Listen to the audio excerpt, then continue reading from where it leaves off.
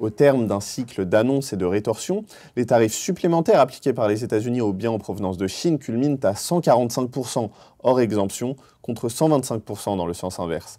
Le choc est d'une ampleur sans précédent et les deux hyperpuissances sont engagées dans un jeu à somme négative.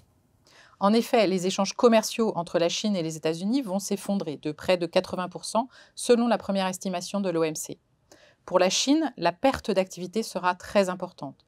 Et ceci, même si son exposition directe au marché américain est assez modeste, puisque ses exportations de marchandises vers les États-Unis ne représentent que 2,6% de son PIB. La perte de PIB chinois pourrait dépasser 2 points dans un horizon assez court. Mais cette première estimation exclut les effets positifs de toutes les stratégies et mesures qui seront mises en œuvre par Pékin pour compenser les effets négatifs des droits de douane.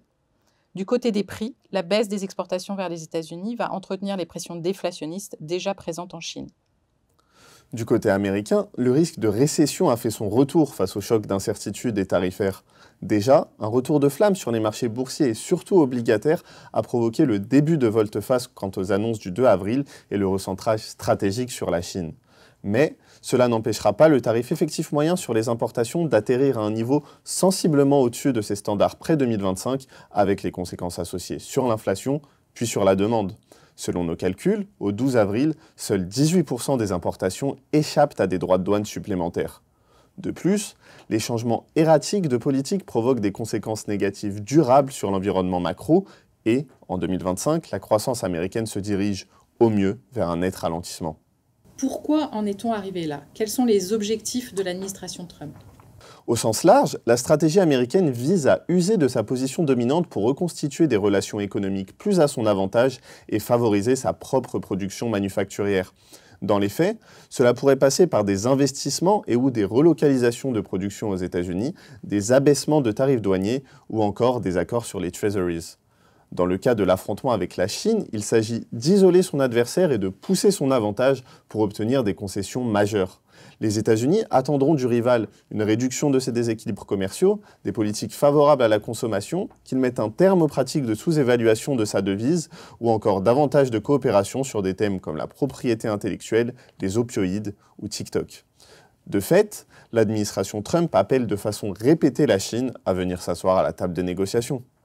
Il est pourtant difficile d'imaginer des négociations tant les tensions sont élevées et les positions divergentes.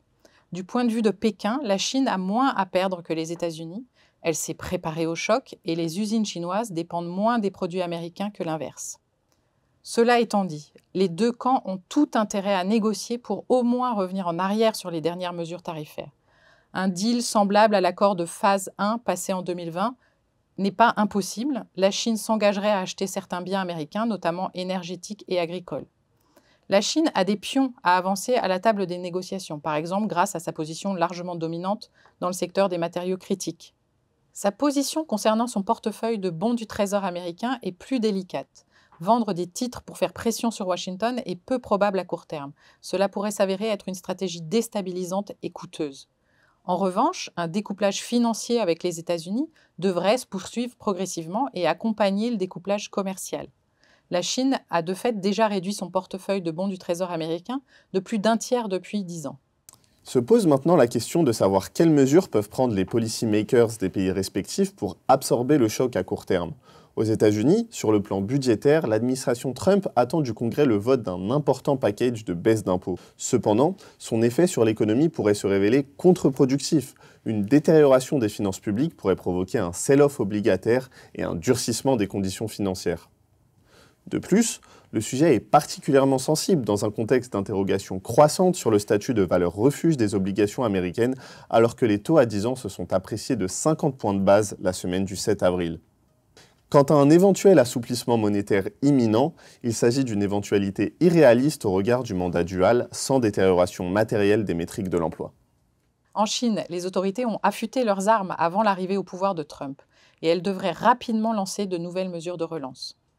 Du côté monétaire, des baisses de taux d'intérêt et des coefficients de réserve obligatoires sont attendues. Les principales banques étatiques ont récemment bénéficié d'injections de capital pour renforcer leur capacité à faire face au choc et soutenir l'activité. De même, les finances des collectivités locales ont été renforcées. Alors, elles restent fragiles, mais les collectivités ont gagné un peu de marge de manœuvre pour augmenter encore leurs dépenses et leurs investissements. Le gouvernement central participera également au plan de relance. Face au choc externe, il devient encore plus urgent d'adopter des mesures ambitieuses, des réformes structurelles pour renforcer la consommation des ménages chinois.